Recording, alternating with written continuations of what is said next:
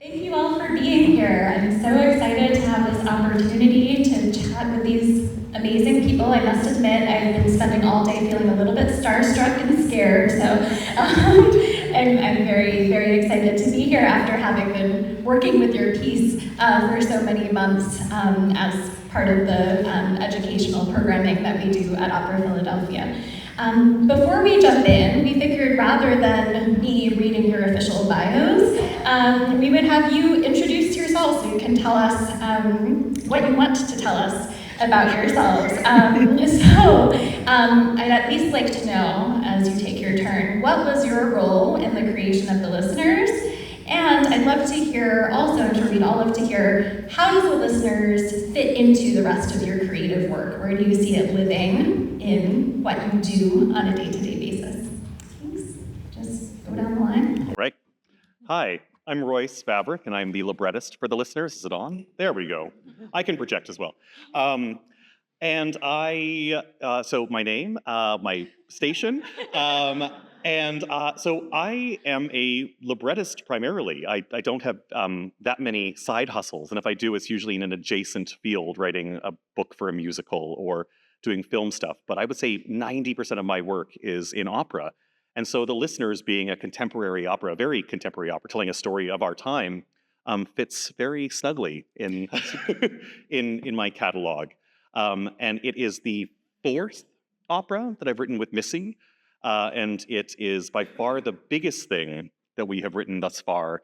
And then we are currently, Missy is just about to finish up the orchestrations on our next opera, which is an adaptation of George Saunders' Lincoln in the Bardo, which will be a little bit bigger than this, but we're sort of firmly in our grand opera phase, it seems like now, or at least this chapter is very grand opera. So that's me in a nutshell. You said everything I was going to say.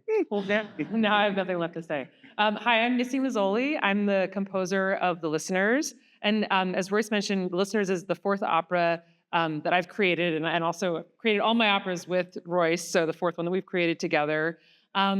Yeah, and it's the biggest one. It's also the first contemporary opera that we've made, meaning that it's set today in 2024. And the first, second American one, but the first contemporary American story that we're telling. Hi, I'm Nicole Heaston, and I'm playing the role of Claire Devon in The Listeners. This is my, I would say, the first contemporary opera that I've done in the last, quite a while. I did a lot of my career as an opera singer, singing a lot of Mozart, and so when I first came into the first workshop, I had done just a few small things, and I did Jackie O by Michael Dougherty when I was in the Houston Opera Studio. But when I came in and I was like, I don't think this is for me. This isn't, and the two of them looked at it like, yes, it is for you.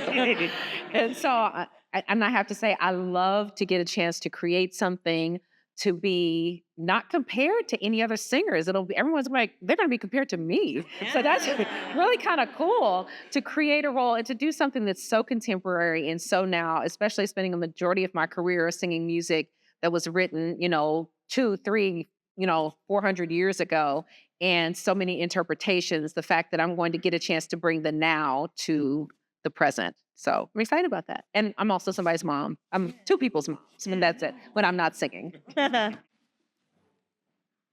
Hello, everybody. How is everybody? Are you good? Is it freedom? It's summertime. Yes. We out here. It feels nice outside. I'm Lileana. I'm a Taurus, Scorpio rising. I'm also, Missy's also a Scorpio. And by we, I mean me. I'm hyper, friends. I like to stand up just because it feels so formal. I'm a director. I like to feel the room out. I like to make people feel alive. I like shows that excite us. I work in theater and I work in opera, but I've been stalking Missy and Royce for some time, and now Nicole Heaston. It's forever on my list of people to stalk. But basically, opera is relatively new for me. I work really in theater. I've done Broadway. I've done The Skin of Our Teeth. I tend to gravitate towards big, complicated, ambitious pieces. And so it makes sense that I get to enter into Missy and Royce's grand opera phase, because it is big and ambitious and complicated and dense, and that's kind of work that I love to work on. Thanks so much. So, just so you all know what we're doing, you will have a chance to ask questions and have these lovely people answer at the end. But first, we'll start with a conversation up here. So if you have any questions as we're going along, remember them. Your turn will come. So I'd love to just do one more kind of lightning round down the line. We can go the opposite way if you'd like. I would love everyone, because I've been trying to do this for months and it's really hard. The Listeners, as you said, is a big opera. If you needed to give like a 2 to 3 sentence elevator speech, or advocate for the work, or just summarize it, give a synopsis, how would you boil down what the Listeners is? Oh, wow. It can never be boiled down. It's too complex. But imagine Ranchland, Southwest United States, is a community of people that are hearing an oppressive hum, and it's destroying their lives, and they find a sense of hope and peace in a community action group led by Howard Barnes. At the center of this, Nicole playing Claire Devon, a teacher who has also felt this oppressive hum, and she goes to this community action group, and over the course of her life, we see that this community action group is not quite as it seems. And in the process of that, we also discover Claire has another side of herself, another access to power that somehow the hum is registering over the course of the opera. That's all I got. You go next. All right. I would say that it's a story of a woman in peril in her own mind and hearing a sound that is a reflection of the peril that she's going through, and finding a group of people who are also in peril in their own minds and being taken advantage of by a cult member.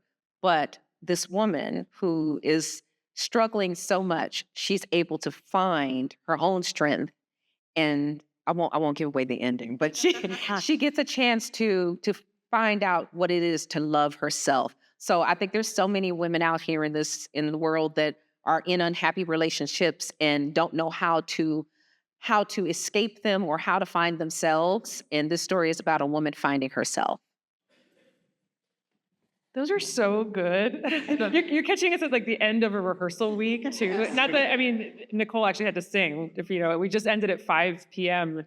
today, and so we're all kind of loopy and crazy. Really, raw. I love it. But I would say, I'm kind of deviating from the elevator pitch just to give a little broader background about the origin. But I became interested in writing this piece sort of through my interest in cults. There are tons of cult documentaries on Netflix: Wild Wild Country, Nixium, The Vow, Going Clear, about Scientology, and I just, like so many of us, just gobbled all of this up. And then I looked at why is this really resonating with me? And I realized that it's sort of a cult is a sort of microcosm of society, and it kind of amplifies so many issues in our society. And I want to make work about what's going on in the world now. Even if it's a work that's set in like 1850, I want it to resonate with the things that we're all talking about and thinking about. So The Listeners, is about the seductive power of a cult and the sort of the community, the seductive power of that community, and sort of responding to this epidemic of loneliness in America, where we define success sort of by isolation, and we're all searching for a community in our own way. And also within that, the power of charismatic leaders to take advantage of our loneliness and our weakness and our vulnerability. And then also, the story, women in these situations, and, looking at their role, and how, a woman could find her kind of destiny within this really sort of messed up situation. And that just felt so juicy and complicated. And we really wanted to write Nicole a role that was juicy and complicated, and that was not, at some points you're rooting for her, and other points you're like, no, the bad idea. And it's just in it all, maybe within the space of one aria. So yeah, that's all that went into this. Yeah, that was more than 2 sentences. I'm sorry. I will distill to 3 words. So cult, family, empowerment. Basta. Nice. Thank you all. So now that we're aware of what the listeners is about from these different perspectives, I wonder if we could talk a little bit about what came up in many of your introductions about the large scale of this work. So Missy and Royce, your 2016 opera Breaking the Waves was pretty grand for a chamber opera, but it was still performed in a much smaller venue at the Perlman Theater at the Kimmel Center with smaller performing forces and a smaller audience. Did you approach the listeners differently because it would be performed at the Academy of Music? Nicole and Lileana, I'd love to hear your thoughts of what's different about rehearsing a grand opera. What do you think is different? How much do you keep in mind the scale of the work? Yeah, I don't know that my libretto was informed by the scale beyond the fact that we had more principals. There are more named characters. Breaking the Waves, I think, had 7 principals and a chorus of men. This probably has 15 to 20 named characters. Some are sort of compromario parts, and then Nicole barely leaves the stage for the whole show. And so I guess every show has its internal logic and its internal puzzle to solve. And so you look at Missy in my first opera, Song from the Upper, which was essentially a monodrama with a chorus. But we toiled on that for a long time, and it took so much work. And so I don't. Yes, grand operas have many more forces, and so they do take longer, especially compositionally. But every opera, it always feels sort of like a Sisyphusian thing to try to get it across the finish line. So yeah, that's my sort of vague answer. Yeah, I mean, for me, so I'm a Philadelphia native. Lansdale. I just want to specify. So, which I know is not Philadelphia, but I, still hope that you'll claim me as your own. So I grew up, going to the Academy of Music when the Philadelphia Orchestra played there. I told the story on the first day of rehearsal was that when I was 16, I worked in a recording studio in Center City, and I would take the train down, and I would always intentionally walk by the Academy and say like little spells and prayers and just be like, someday I'm gonna work there. And then this is actually the first show that I've ever done there because the orchestra now plays in the Kimmel Center. And so I thought, I'll never have a piece in the Academy of Music, and now it's finally a dream come true. So that was sort of always in my mind that I'm like, I'm gonna go for it. So, and for me, that means like going big, like not being afraid to use the whole chorus a lot.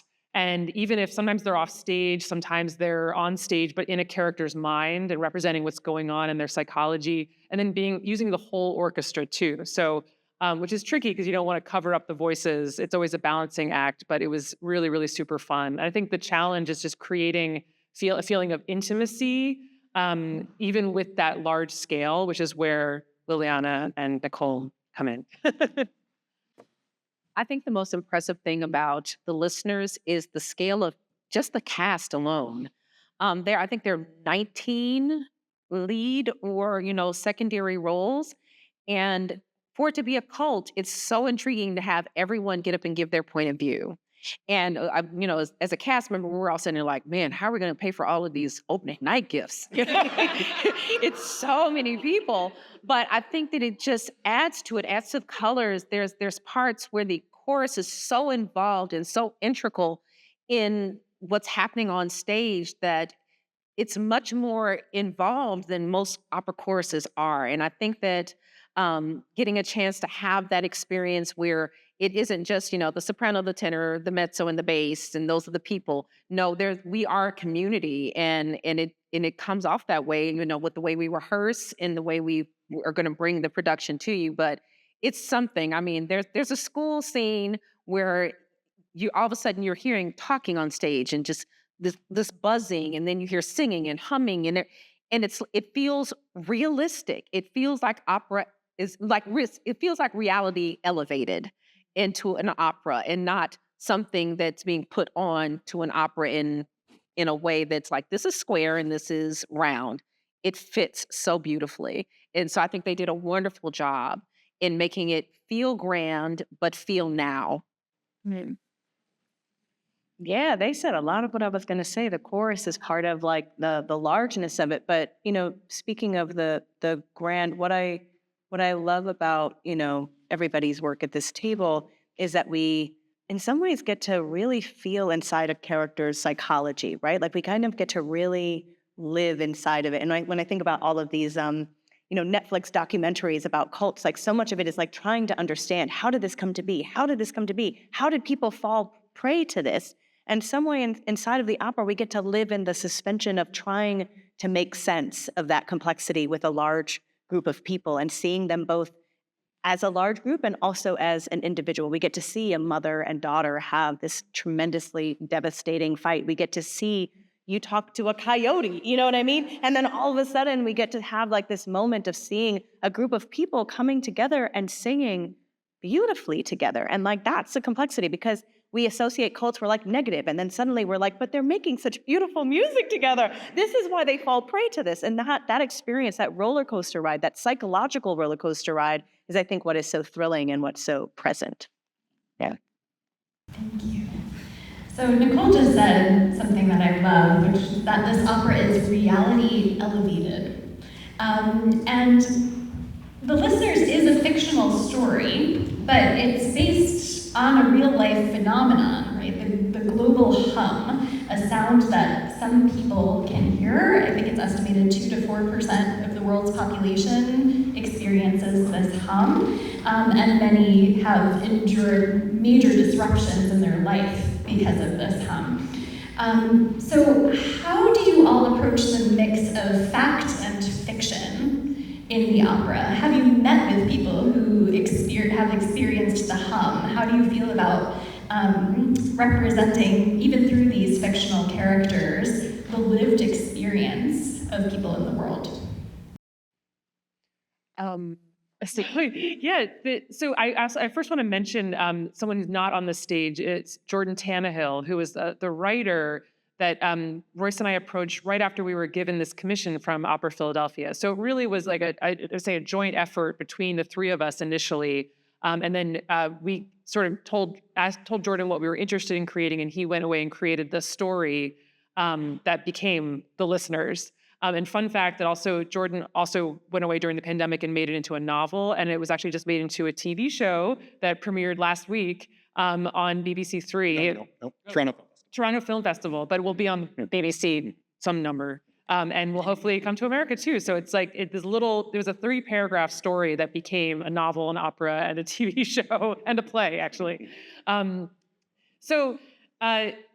don't know. I think that the hum is more, it represents something. And one of the questions Lileana asked to the whole cast in the first days of rehearsals, like, what does the hum represent? And I'll tell you, like, I think that the hum is something that comes for these people, these cult members, when there's something in their life that they're not facing up to, that they're trying to ignore and shut out. And I think for Claire, it's complicated, but a large part of it is that her destiny is not to lead the life she's living. She's supposed to be doing something else. And so this hum comes from the supernatural place and it's like, nope, you gotta go in this other direction.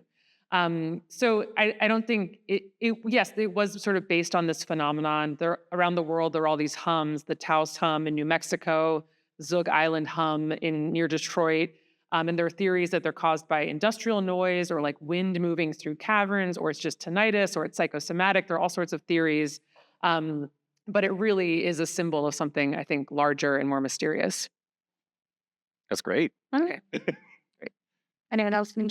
I'll just say that imagine you just have this persistent sound echoing and nobody else understands it, nobody else hears it, and how lonely and isolating that must be. So part of the things that we worked on with the cast is just that feeling of an oppressive presence in your life that nobody else understands, and you're trying to help them hear it, and they're like, no, you're crazy. Like, how insane that must make you feel. And that's part of, I think, what creates the tension that exists for all of the people playing inside the world. Yeah. It's exactly what Missy said. As far as like my character Claire, I just feel that she has a different destiny, and the hum is pushing her to come out of that. And the thing is, even at the end, I'm still hearing the hum, even though I've kind of elevated myself to another level, but I've come to accept the hum and it's not a burden anymore. It's part of me. And I think that's what a lot of people like. You'll hear that there's certain people who love the hum and some people that hate it and some people it makes them do certain things. Everyone in the opera has a different relationship with the hum. But in the end, it was really about once you're accepting the things that you are combating against, the hum becomes a part of you and you're able to sustain yourself and be comfortable with the hum. Yeah, I guess I can add also, just in response to your question about the what sort of responsibility did we have. It is so fictional. There's so many cults too that I think that we took little elements from a lot of different cults. So I don't know that it's appropriating one person's experience or anything like that. So I just wanted to be clear about that. Yes, definitely. If we could stay on the hum for just a minute. The hum is a sound, and that makes it perfect in some ways for an opera, but also quite challenging, right? So I'm curious what you think about the sound of the hum. How would you describe the sound of the hum? How did you develop the sound of the hum, Missy? And whether to have the hum sound be constant or change. I've noticed when I first was presented with the topic for this opera, I assumed there would just be a constant sound in the background, and that's not what you did. There are silences in the opera, and so it lends this kind of, I can't even describe it, but this feeling that you, along with the characters, don't know where the hum is coming from, whether it's real, whether it's in their heads or in the environment. How did you think about how to do all of that with the orchestral and choral forces that you had?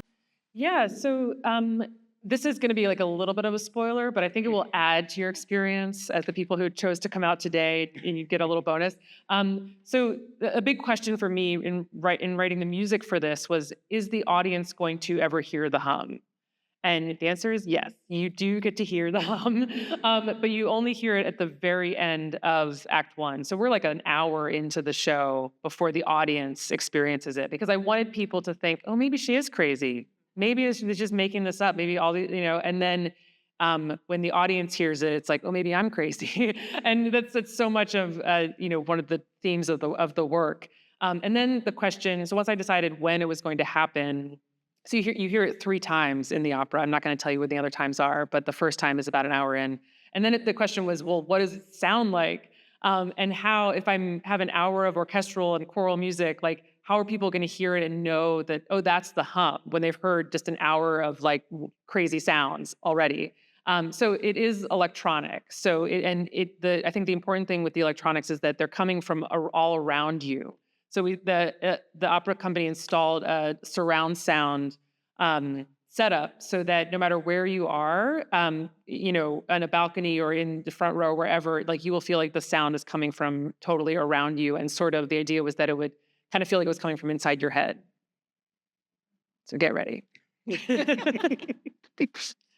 Well, there. Somebody has a question out there. I'm not sure if we're doing questions yet, or? Sure. And the real world, has the hum ever been electronically recorded? Yes. Yeah, you can look at this online. There are recordings of some of these hums, and I did use those as a sort of basis. Mine's very different and kind of a little wilder, but that was the initial inspiration, was the real world hums. And are they similar around the world? It's hard. I'm not an expert, even though I've spent like 5 years thinking about this phenomenon. And sometimes in some places they only manifest for a certain small part of the population. The ones that I've heard are sound like a mysterious, weird industrial noise that's sort of constant. Those are the ones that have been recorded. Yes. There are recordings. There are also lots of recordings of interviews with people who hear the hum, and they describe how it sounds to them and how it feels to them. One of the descriptions I heard was feels like your brain is being squeezed, which Sounds very unpleasant.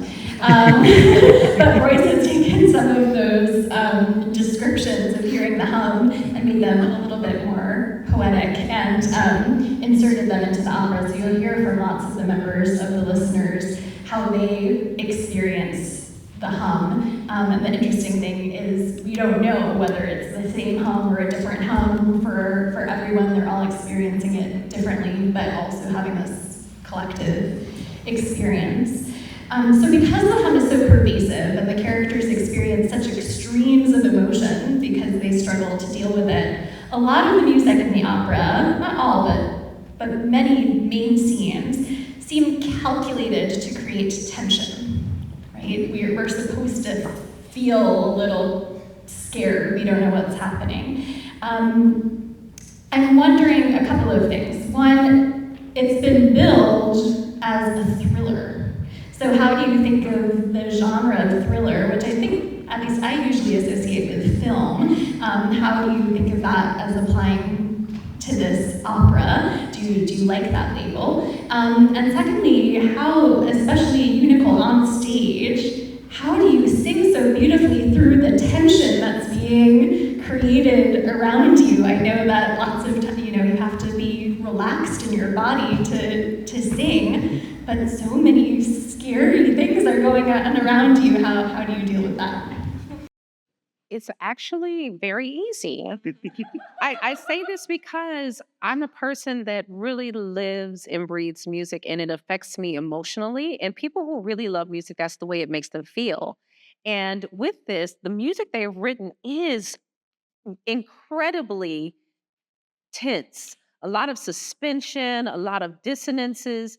And my job is to sing pretty, but to also sing effectively and emotionally and dramatically. And if I have music that is inspiring me to sing in a certain way, I will sing in that certain way. And that's what I've been given. Everything that we're doing is on the page and so well written, where there was really no need for interpretation. I don't think I ever came to Missy and was like, well, what is this? What do you really want here? Because it was so clear in the music that came before, after, and during when I'm singing. One thing I realized that because it's really about Claire finding her destiny, I was coaching it for the second time because I learned it and I've done this role in Oslo with Missy and Royce and Lileana. With my coach and I realized, he was like, you realize that every time you sing, you'll sing something, the chord will come in and you'll change the key. You're consistently changing the key, and then the key changes because you've made it so. And I was like, oh my God. And we kept turning the page and we were like, wait a second.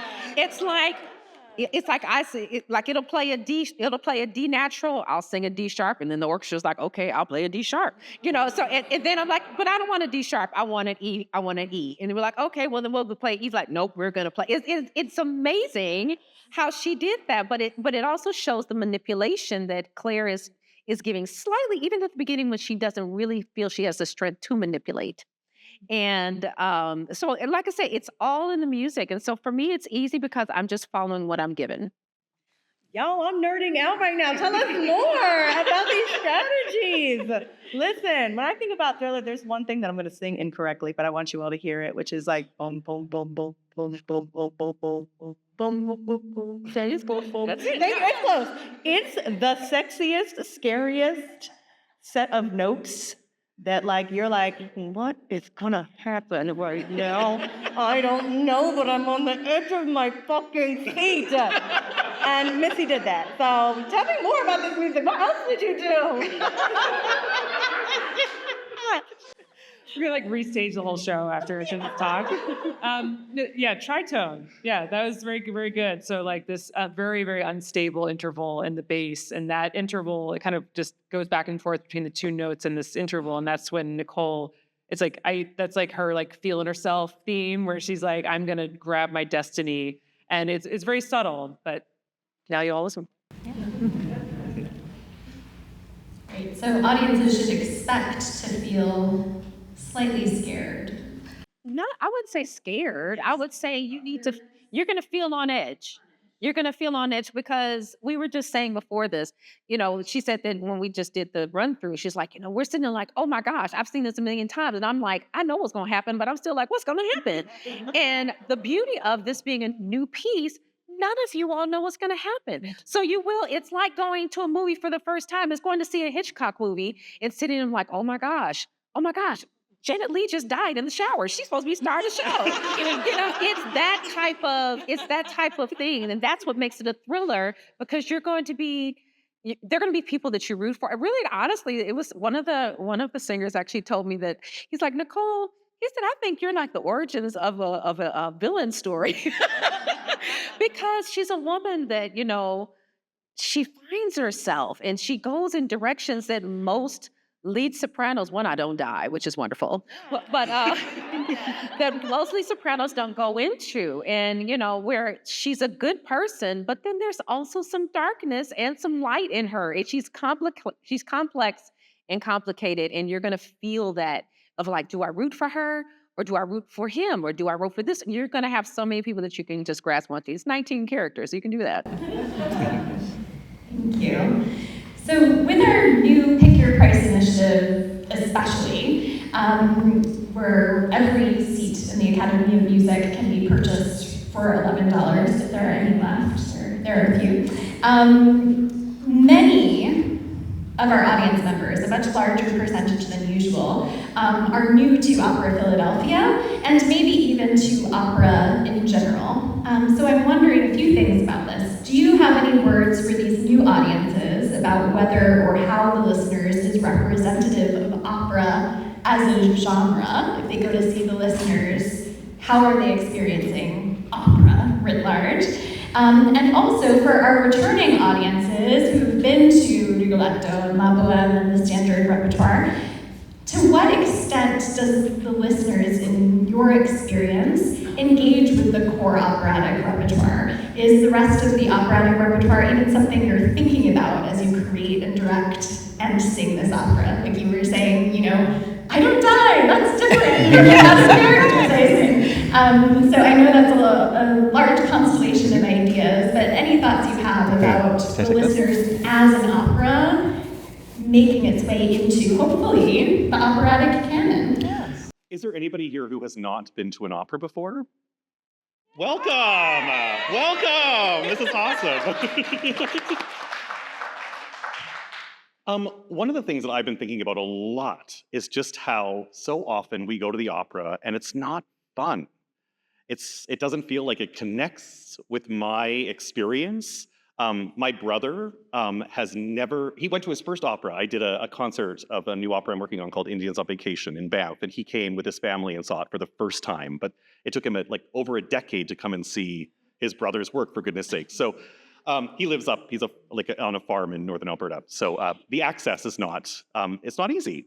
But I'm so desperate to make opera theater that is fun, that you come to the house and you sit there and you are entertained, God forbid. And that doesn't mean you can't do that with amazing Mozart. But I think that often the productions are a little wanting. And so I think that with the listeners, we've created an opera that really hopefully will just grab and arrest the audience and provide a story that feels like it could be your neighbors on stage. Every other art form does this regularly, does contemporary themed shows within their medium. And yet opera has, even though we are living in a golden age of contemporary work, it's not like every opera company can commission 5 operas a year, and you do need to dig into the canon. And there's such amazing rep, and please, as we welcome you to come see the listeners, go and check out that Mozart guy.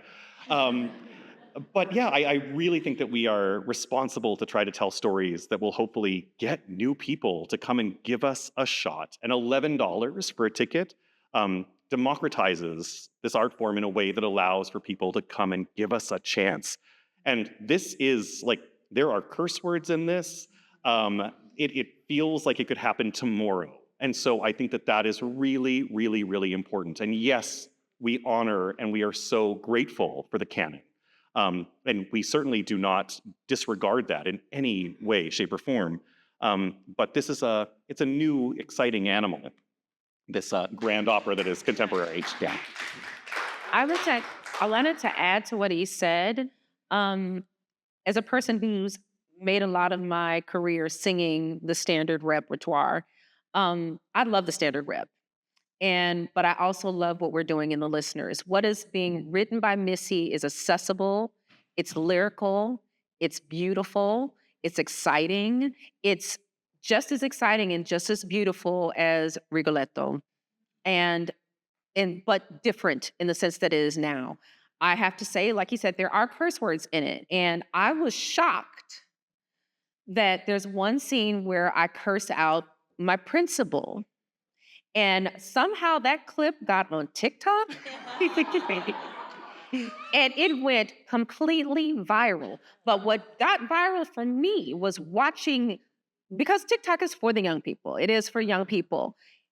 All of the comments. Oh my God, this is opera? I would go see this opera. What kind of opera is this? What, they doing this in opera? It was like that was the comment over and over and over. When is this opera being done? I've never seen anything like. And it was just something. And I was like, man, do people just want to see us curse? I was like, what is it? But the thing is, I think they just wanted to see something that related to something that was real to them. And I think that I personally see reality when I sing Contessa in Nozze di Figaro. I see the reality to that of the power structure of men and women. But in this, it's in English. It's contemporary in the way we're speaking to each other. So to an audience, there's going to be no barrier. There's not going to be like, okay, let me look at the subtitles, because we're going to give you the best English diction. We want you to completely be involved and immersed in what we're doing. But like I said, it's just as beautiful. There are moments that are just, there's an aria that Vince sings that is just the most exquisite tenor aria. And there's arias like literally, the girl who sings my daughter Ashley's character, I'm looking forward to her going to an audition and saying, excuse me, my name is Lindsay Reynolds and I'll be singing Bitch and Moan. and when you hear it, when you hear that aria, you're gonna be like, it's gonna blow your face back, because it's gorgeous with high, full B's and just, it's gorgeous music. And we're blessed. I'm blessed to sing it and get a chance to perform it and do something that makes me dive so deep as an actor, which I thoroughly enjoy. And so I hope that we're able to give all of that to you and that you guys can enjoy it. But I think, especially at $11 a ticket, come and see it. Come and enjoy it. Come see it twice. I don't think you're going to be able to do it sold out, but it's it's such an opportunity that you won't get all the time. I just want to say, this is all amazing. And I just want to add a little thing about the musical language. So I'm a composer, because I know people think contemporary music, and often, sometimes their brains go to music that was made in the 50s and 60s, which was sort of angular and dissonant. And I love that stuff, but that's not what I'm writing. I am a composer who I love to see myself as part of a tradition, but I'm very much influenced by romantic music, by minimalism, Philip Glass, John Adams, but also Verdi and Puccini. And there's a little bit of all of that in this. And I, as a young person, was not raised in a musical family, but I grew up around MTV, and I came to opera through music video. These epic music videos from the 80s and early 90s, I was like, this is the ultimate art form. And then, when I got into composition, in my late 20s, I was like, wait a second, that's opera. Like a Guns N' Roses video is operatic. And so I am always confused as to why our opera is not marketed as a multimedia immersive art form. Like that's everything, like all these new experiential things, things like multimedia and immersive, and opera is that by definition. Yeah. Yeah,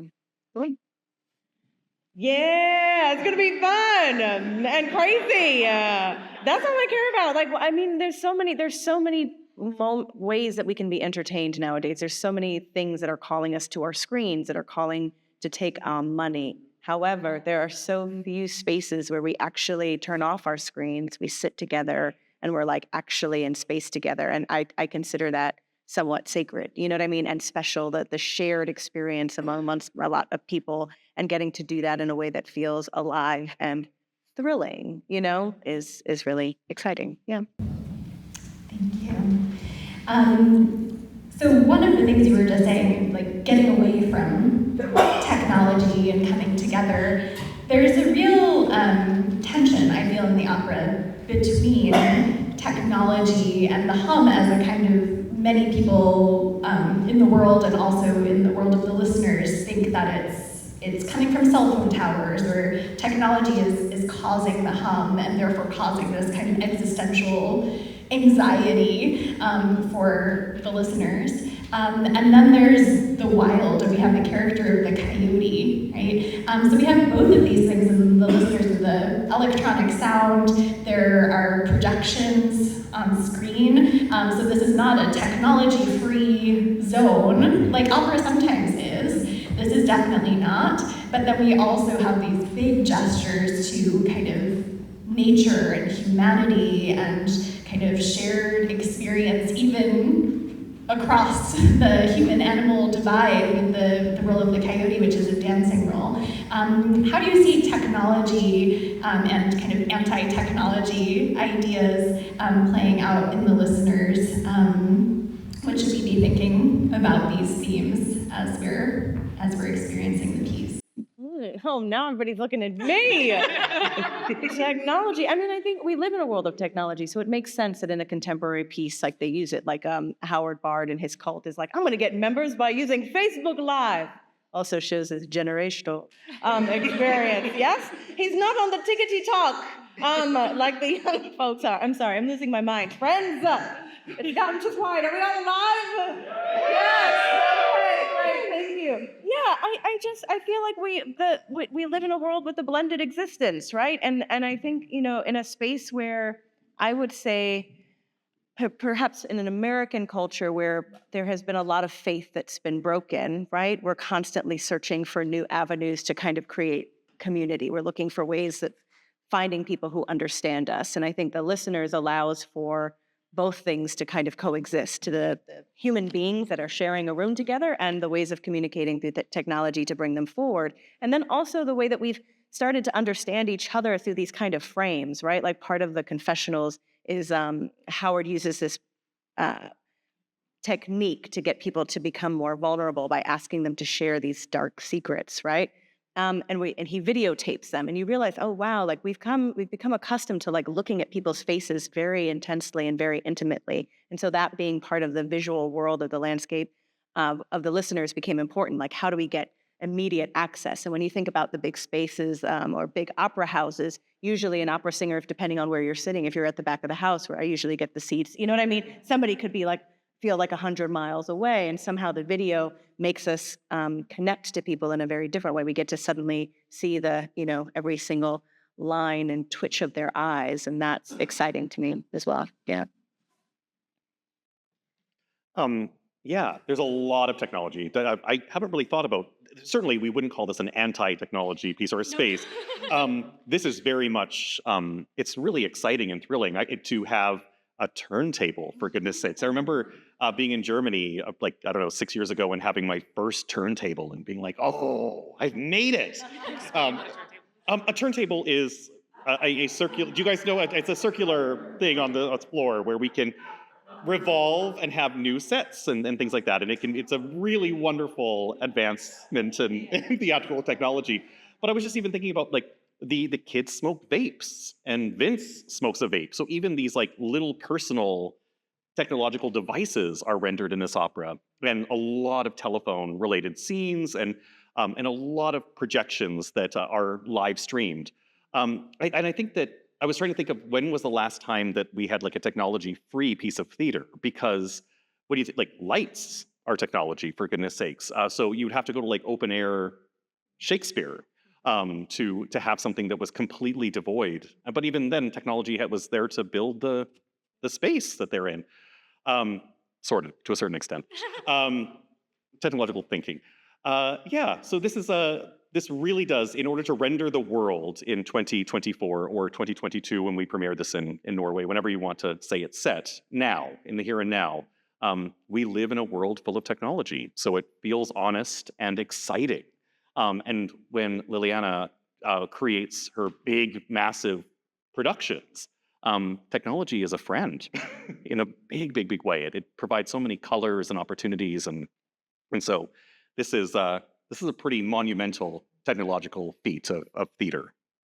Thank you. So I want to make sure to give the audience time to ask questions, so I'll just ask one final one. Is there anything else that we didn't talk about yet that you want to make sure our audiences in the room, and I think this is also being recorded, so a large percentage of our audiences might have access to this video. What else do you want them to know before they walk into the listeners? I think everybody should know that it is nearly sold out. So if you don't have tickets, go and snatch some, yeah. Oh, It's really sold out? It's, Yes. it's on the verge, yes, yeah. Mhm. that's amazing. Oh, I think the one thing that I would want people to know coming into the listeners is to just come in with an open mind. If you're someone that's totally, if you've been born and bred on, Donizetti and Verdi and Puccini, this is what they were. Puccini was this, to Mozart. Mozart was this to Monteverdi. And this is something that's new. And if you want to see opera evolved, this is what you'll see. And it's really special. And just open your minds to something new. And if you're new to opera, know that it's going to be an experience, something that you're going to take away and be like, man, that was something. Either you're going to love it or you're going to hate it. But you're going to feel something, which is the most important thing. And it doesn't necessarily have to be binary like that.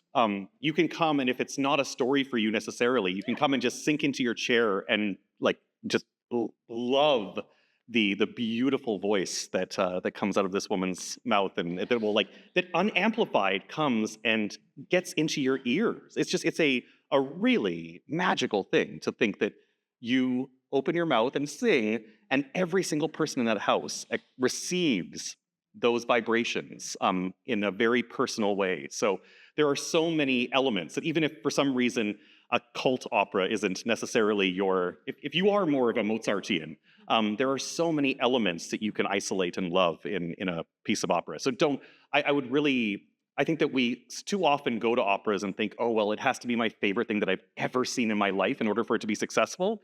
Where we don't go to the cinema to do that. If we go and are entertained for a night, but it's not our favorite movie of all time, that doesn't mean that it's a bad movie. And I think that the opera community so often tries to be like, oh, well, this has to be the greatest thing ever. And I do think that The Listeners is among the greatest things ever. Yes.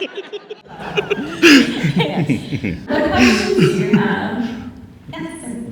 So, Missy, you wrote this 2 years ago?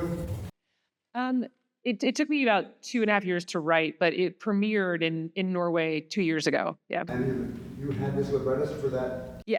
Yeah. This one here, yep. So, but I don't know that, it seems to be more about music and sounds. What is the librettist doing for the opera? Not much.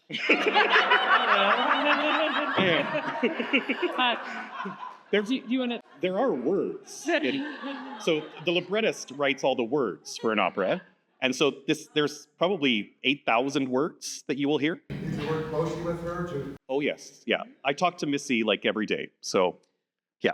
Well, so our process is that, Royce will create a full libretto. So all the words in the opera are written out as if it's a play. And then I will go and set all of that to music. So that the libretto comes first. And then we wrote this during the pandemic, and we were quarantined together because we're best friends. And so we had lots of time to go over everything. And it was really, really cool. Is there a red libretto book available? Not to buy, but there could be. Yeah, it is a document that you could read. Yeah. And I just want to say the beauty of their communication and their relationship. When we were doing it in Oslo, which was the European debut of the piece, it was one point where I was like, I feel like Claire is getting lost a little bit. It was like she's very, very omnipresent singing wise in the first act, but just physically present in the second act. And they were like, you're right. I think we should write an aria. And within I think less than a week, he wrote the text. He was like, "What do you think of these words, Nicole?" I was like, "They look great to me." I was like, "Do they?" And then they gave it to Missy, and she wrote an aria. So the two of them work as a team where he writes the words, she writes the music, and we were able. And they wrote another aria as well for Angela, and they do that just like that because they have that shorthand with each other. So is this typical for operas where there's a close connection between the librettist and the composer? Yes and no. I mean, there's some, like, sometimes there's like animosity between the two, and I don't know how that works because that seems like it would be a really difficult job. But yeah, they're the classic sort of librettist composer teams throughout history and even up to the present day who sort of make work together. Yeah. Rogers Hammerstein. Yeah, exactly. I have a question about creativity. As some of us get paralyzed when we see a clean piece of paper, what inspires you? What seeds you before you develop a concept of how to stage or to create a character or a soundscape or the words that will build the narrative that you don't even know where it's going to go?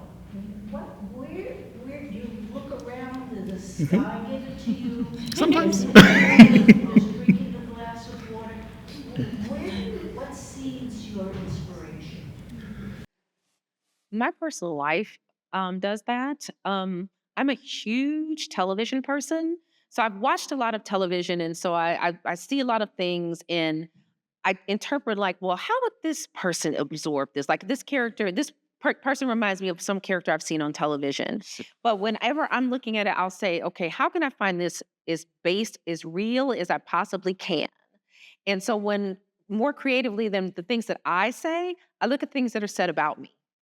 And that helps me guide like how my character Claire is going to be. What is the person who's saying about when I've left the room? What is that person saying about me? Because I can sit there and think I'm the best person on the planet, but if I leave out the room and they're like, "Man, Claire is awful," then I have to say, okay, well then there's something that Claire is giving to these other characters to be awful. So even though I'm saying, I could be singing the nicest thing of like, "I love you," and they'll be like, "But she's awful." And I got to figure out a way to say that where it comes off to somebody else as being awful. So I get my creativity from getting that, but like I said, but also from watching television and realizing acting choices that people make.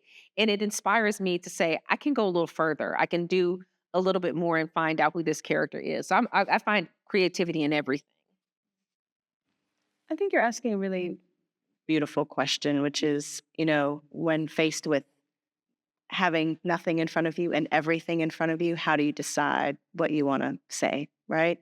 And I think in many ways, you just have to say yes. That's the first thing you have to do. You just have to say yes to yourself, because I think all of us, we're human beings. We act as though that artistry is not part of our daily lives. We love music. We listen to music. We listen to each other's voices. We tell stories, right? Like that is part of our human community. And I think if we all said yes a little bit more to ourselves, said yes to our creativity, then I feel like arts would be better supported in America. But essentially, I think it's all there. It's all there. In some ways, it's just saying yes and not being afraid of the failure, that we associate by being vulnerable on that page. Yeah, that's Hi. So for Missy and Royce, how has your interpretation of your work kind of changed in your own brains, in your own minds, from 2022 when it was finished and produced for the first time versus now? And has those changes led you to have more creative ideas that are derivative of this opera that you've written? Yeah, I mean, my perception of the operas, my own work is always changing depending on what's going on in the world. So certainly, like doing this piece in an election year in America, in Pennsylvania, is like really, there's a lot. That's like our everything. There's so much news about the election every day, and it's like just inescapable. And so it's, and I think this idea of like female destiny and female empowerment and the way that women fulfill their destinies maybe in different ways, or what happens to potential when it is squashed, like how it's going to come out. It's going to come out maybe in some weird, strange ways. So I've been thinking about those themes of the work more, doing it this year. Yeah. And I think that for me, like, how does it inspire the next work? I think was your sort of next question. Yeah. And it's like, I sometimes feel like I'm just writing one big piece my entire life, because I'll get to the end of an opera and be like, oh wait, no, but I just came up with that chord progression at the very end, and that could be the basis for a whole act in the next opera. So everything sort of leads creatively, musically, harmonically to the next one. Yeah, I've been reflecting on the opera that Missy and I wrote for Opera Philadelphia in 2016, Breaking the Waves. There was an aria at the top of Act 3, and it's also sort of motivic stuff that is throughout the opera, where Bess sings about how her body is a map. And in 2016, it was sort of face value, but then all of a sudden, the woman's right to choose dialogue and the issue of that becoming so prevalent and relevant just added this sort of lightning bolt to that moment. And every time that I get to see and hear that now, it registers in a new and really harrowing and really important way. So yeah, I think that just based on the time that we are in, and there was there's a moment in Bitch and Moan when in the scene with the high school kids when they're smoking outside of the school, where they talk about humping the couch. And did we know that at this moment that would be part of our political discourse? So all of these weird little things that become really sort of like these lightning bolts that you didn't expect, but maybe there was something in the water when I chose to write that. I think we have time for one more question. Yes. This is for Lileana. As someone who has worked primarily in theater, how has the process shifted for you working in opera, and what are those differences for you?